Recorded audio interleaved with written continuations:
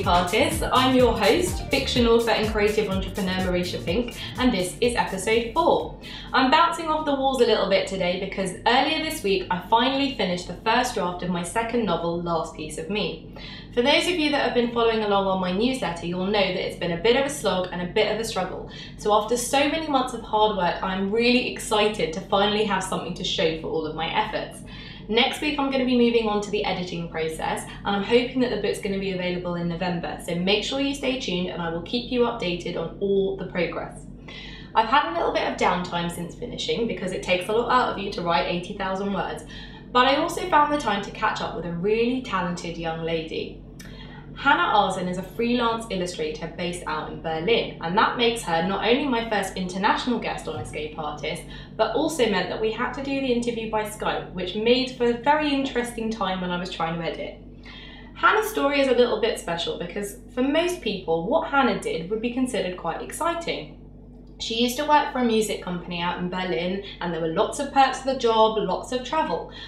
But like many of my fellow escapees, Hannah got to that point where she realised that although she could potentially have a really long and rewarding career in what she was doing, it's not where her passions actually lay. And she didn't want to wake up in 10 years' time and realise that she hadn't actually followed her dreams. Fast forward a couple of months and Hannah had transitioned full-time into illustration work. She has a focus on children's book illustration, and that's what she focuses her time on for personal projects, but she also does a lot of editorial work and takes private commissions from private clients over Twitter and many other things, which she's going to tell you all about. Her work has appeared on New York Tartan Week, she's produced illustrations for Broken London, and her prints are going to be going on sale in her very own Etsy shop later this year. I'm very excited for you to hear what she has to say because she's got some really useful tips and very practical tips on making a transition into something that you are really passionate about, and also talks a little bit about maintaining that balance and that passion once what you do and what you love is full-time. Take a look, here's what happened when I met Hannah Asen. Welcome to Escape Artist, Hannah. It's nice to have you on the show.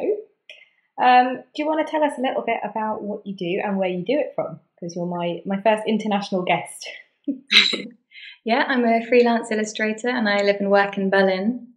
I'm really interested in children's book illustration, but I also do other types of illustration, including editorial and different projects for different clients. And I also make and sell prints. All very arty-farty and exciting. We're going to get a little bit more into that in a minute, but do you want to tell us about what you were doing before? Because your escape story is a bit interesting. Your previous job was quite exciting by most people's standards. It wasn't bad, yeah. I used to work as media and communications manager for a music company here in Berlin, which I did for about 3 years. So it involved quite a lot of travel, speaking different languages, going to free concerts, networking with people. There were lots of perks to the job for sure. So far no one's feeling sorry for you, having had this awesome job working for this music festival company. So what was it that kind of drove you to move more into your illustrations and pursuing that as a career? Yeah, well, I think as good as the job was, it was something that I kind of accidentally fell into in a way.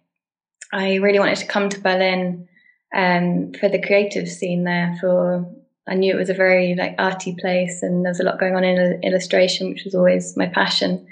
So I just tried to find a way to come there, and I managed to get this job. So that kind of set me up. But I just sort of found myself getting more and more absorbed into it, and it was kind of becoming a career in a sense that I wasn't really sure if that was what I wanted. Having always wanted to pursue illustration as my main career. So, okay, so you're 3 years into this awesome job, which I'm still not feeling sorry for you, but you're 3 years into this awesome job.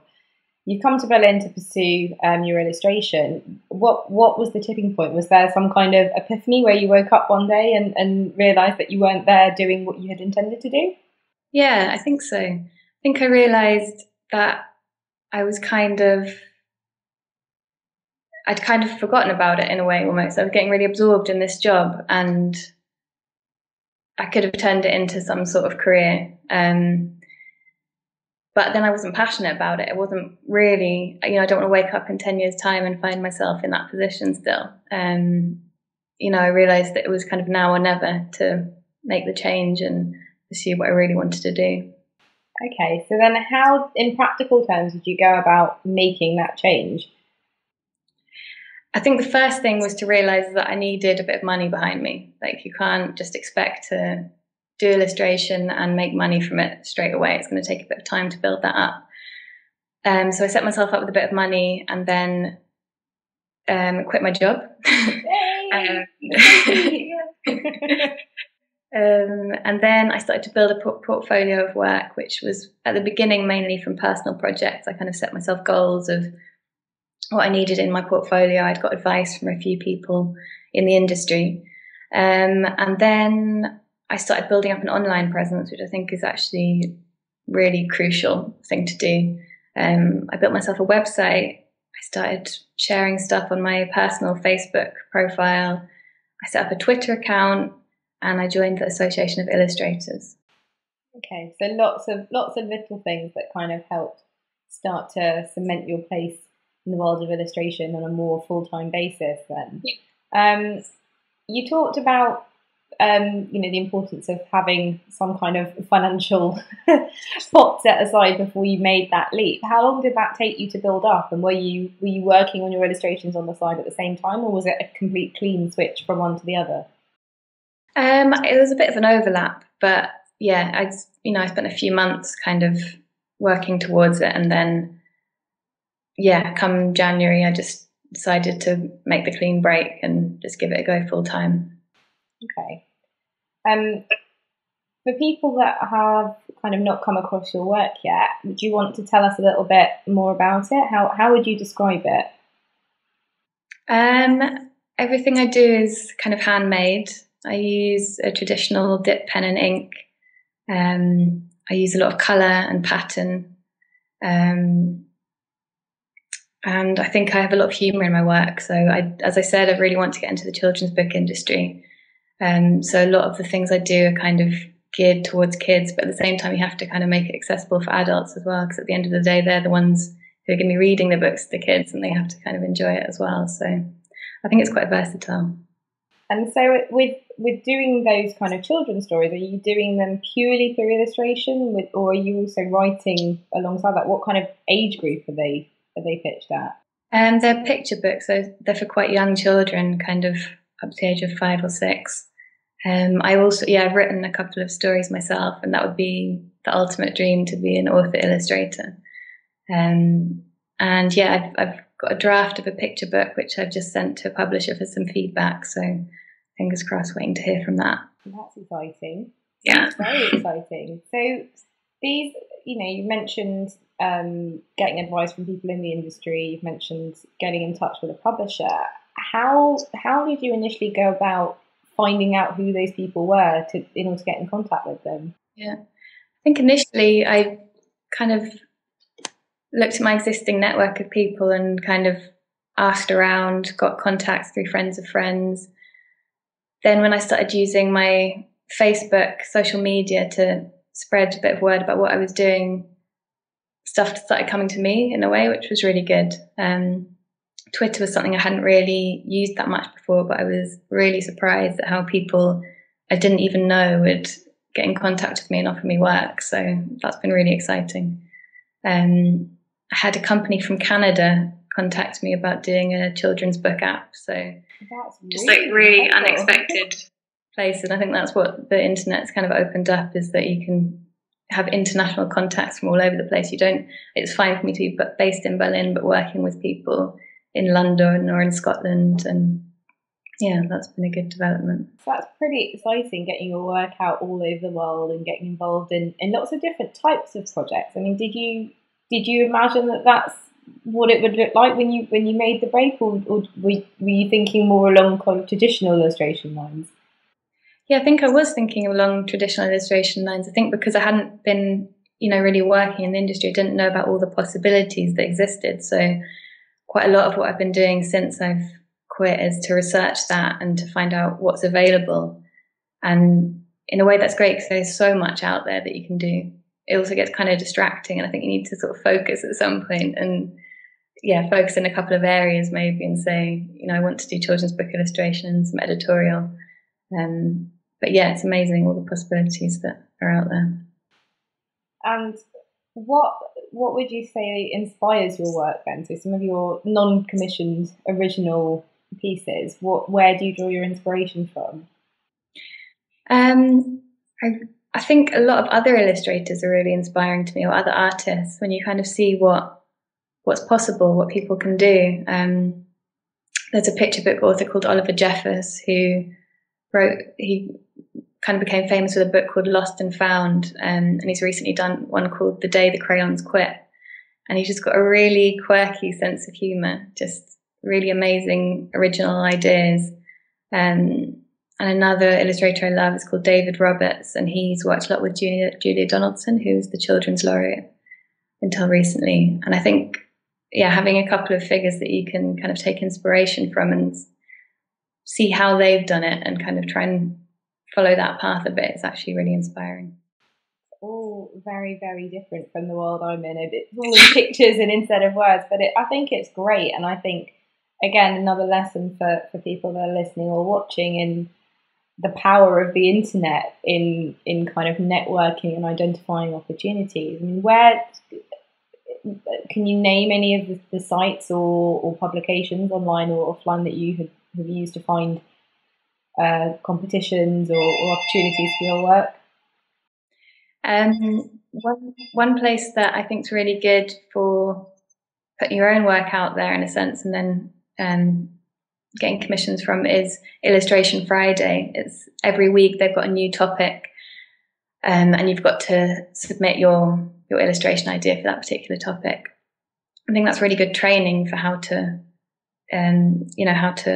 go about submitting work. Also, I'd recommend the Association of Illustrators for not only finding opportunities but also getting advice. They're amazing in terms of telling you stuff about how to price your work, about professional practice, about courses, about everything, all the ins and outs, and you can kind of contact them 5 days a week. So that's been really good. And is that an international organisation, or are they based in Berlin? They're based in the UK, but they're international. So okay. So lots of help out there. You mentioned courses? So have you taken any courses to kind of hone your craft, or is it just something that you found came naturally to you? No, I have done courses. From quite a young age, I always knew I wanted to do something to do with art, but hadn't quite figured out what. And at the same time, I was kind of academic, so I went to university, followed that route. But at the same time, I did lots of part-time courses. I was always interested in illustration and animation, so I did courses at the Edinburgh Art College in both of those. I've always done life drawing classes and kind of tried to keep it up on the side. And I think there's so much out there that it won't be difficult to find. Is it expensive to kind of pursue these courses? Are they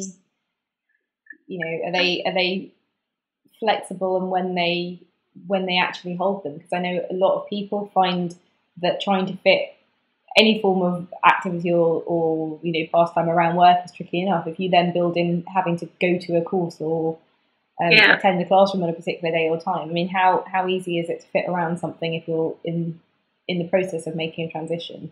Yeah, I think it depends. I mean, you definitely get evening classes that are a couple of hours a week or something, and aren't too expensive if it's something like life drawing. So that I think is quite easy to fit in.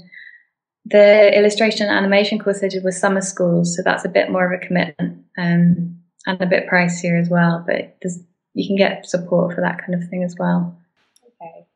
And are there, in those classes, because I think sometimes people are a bit scared about going into an environment where they feel that people might have a lot more experience than them, or they might be a lot further along.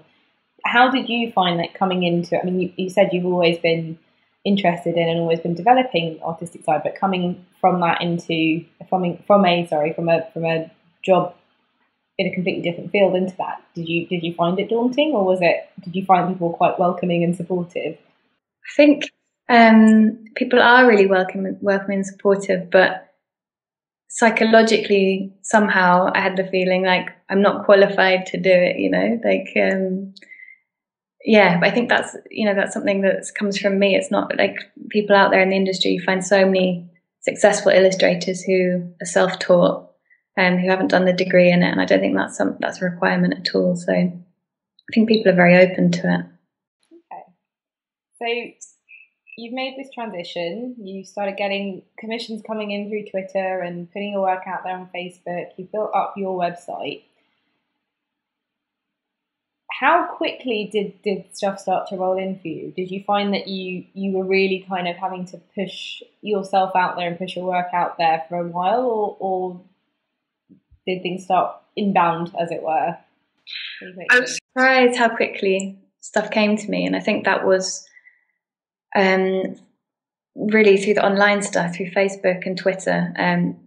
It's amazing, like when you put stuff out there, especially like friends of friends and things, can be really helpful in finding opportunities. So yeah, I haven't really struggled so far, fingers crossed, to find stuff, but I think it will be ups and downs. I don't think it's going to be steady work forever, and that's something you've got to kind of accept, being in the industry, that yeah, you're going to have to look for work, you're going to have to find new sources, new places to find it. So yeah. Okay, so that is usually, I think, quite a big barrier for people when they're making that transition and making their name for themselves. If that's been a little bit more straightforward for you, what's been the biggest challenge that you've had to face since embarking on this as a full-time career? I think the transition from being employed to being your own boss can be quite a struggle, in the sense that you've got to keep yourself motivated and structured, and be quite strict about what you do and when. And it can be a bit lonely as well. I'm working from home and working by myself. So yeah, just making that transition can be a bit of a shock. I think you've just got to make sure that you get outside, you make contact with other people who are doing the same thing as you, and kind of get that support. Okay. And what about the highlight of your journey so far then? What's been the most exciting thing that's happened as you've embarked on this? I think just seeing my work published has been really exciting. I was invited to do some work for a website called Broken London, which was great. Being from London, it felt like kind of something that I really wanted to do. And they invited me to do a piece about London for their 2nd anniversary. So that was a really nice commission and great to see it published. And then also selling my prints. Yeah, just selling prints and realizing that someone's going to have it on their wall. Something that I've made is a really good feeling. It's pretty exciting, isn't it? Have you had lots of friends or family purchase your prints? Have you ever walked in anywhere and gone, "Oh, I recognise that"? I had actually one friend of mine bought one of my original drawings for a friend for her birthday because she really liked it. So that was really exciting because I think she was really touched that he'd done that for her. So that's really nice. And to see it up on her wall as well is great. There's something quite personal about it, isn't it, that you perhaps don't get from, very commercial unoriginal work and prints and things like that. So it's obviously working very well, and there's obviously a market for it. I think, what, is it competitive? Are there lots of other people? You mentioned finding a niche, but is it, even once you've found that, is it quite competitive? Definitely, yeah. I mean, there are thousands and thousands of people who want to do it. I mean, and there's so many good people out there as well. It's just kind of, it's a bit daunting, I think, but you've just got to, if you've got belief in what you do and that what you think is good, then hopefully you'll find other people who agree with you and just build it up slowly. And how much do you think, word of mouth and the recommendations of people and fans or followers of your work is important versus perhaps more kind of critical assessment in terms of entering and winning competitions or awards? Where do you think the balance lies? I don't think it would hurt to win competitions and awards, but I think word of mouth is really important because clients want to know that you've if they'll have recommendations of people that you're easy to work with. I mean, that's a key thing in illustration, because you're working to a brief and you're working for clients usually. So people want to know that you're good to work with. So yeah, I think that getting recommendations from people is probably ultimately the most important thing. But in terms of exposure, yes, I think it's good to keep entering competitions and hoping that your work gets more and more popular and out there. Okay. And thinking more then about how a typical day looks like for you, and you mentioned, I'm certainly familiar with that feeling of being at home and feeling quite isolated when you're working on your own work. But how do you manage that? What does your day look like? How do you make sure that you get that balance whilst getting your work done? Yeah, I think I don't really have a typical day in terms of what I actually do, because it will depend on what project I'm doing. So sometimes I'll be running around, going to the printers, getting stuff made, or I'll be out researching, taking photographs, or I'll have to do, admin. Well, actually, I always have to do admin, and that's kind of an everyday thing. But yeah, I think the key thing is just getting up in the morning. I tend to go for a run, have some coffee, and just get a solid block of work in before lunch, and try to keep it quite structured, sort of 9 till 5. Okay, so you moved into this free working space and you're still trying to keep to a 9 to 5. Is that because you find it easier to kind of manage the workload by having set working hours, or to kind of fit with what everyone else around you is doing? Or I suppose it's a bit of both, really. But I think for me, I really need a structure to keep motivated and to keep going and feel like I'm achieving things. So I think, working 9 to 5 kind of seems like a sensible option. It is also nice to be able to have your weekends free to hang out with people, obviously. But I think it also doesn't always work. To be honest, like sometimes you'll have projects on that need to be done, so you'll be working late or at weekends, and other times you'll kind of always changing and always balancing. No 2 days are the same, which I think is quite a common theme emerging as I talk to more and more guests. In terms of people then who are thinking about making that transition into illustration, you've mentioned the key things to kind of build up an online presence and start looking and researching into to opportunities and joining networks of illustrators or associations for that support. In terms of personality, what would you say are the most kind of important factors or personality traits for someone to really make that transition and be successful as an illustrator? I think the key thing is that you've got to have creativity and imagination, and a certain level of technical skill as well. But also you've got to have belief in what you do and be able to persevere, because you're going to face a lot of rejection. You've got to be able to want to carry on. And I think another thing is just to enjoy what you do as well, because once you make your passion your job, it can be quite easy to almost lose that enjoyment, and you've got to kind of keep reminding yourself that why you're doing it and that you love it. I think, again, something quite common amongst a lot of my guests. I know I have moments where I want to throw my laptop out the window. I don't want to type it, don't want to write words anymore. It's becoming stressful. But yeah, you do it for the sheer passion and the joy of doing it. For you now, what would you say is the balance of kind of personal illustration projects and moving more towards making children's illustrated picture books versus the commercial workload? How are you finding that? Sorry, what do you mean? You're doing commercial work for clients as well as working on your own personal illustration projects. I'm just wondering what the balance of that is for you. I think that, as I said, I really want to move into children's book illustration. So that's something that I'm going to keep working on. In a sense, that's a personal project. So that will always be in the background. But I think that doing the commercial stuff is really important to build up a portfolio and get a name made for myself. So yeah, I'm going to kind of try and push that over the next few months, I think. So we're going to hopefully see, you know, Hannah Asen's debut children's picture book coming soon to a store near you. What else can we expect from you over the next couple of months? What other projects are in the pipeline?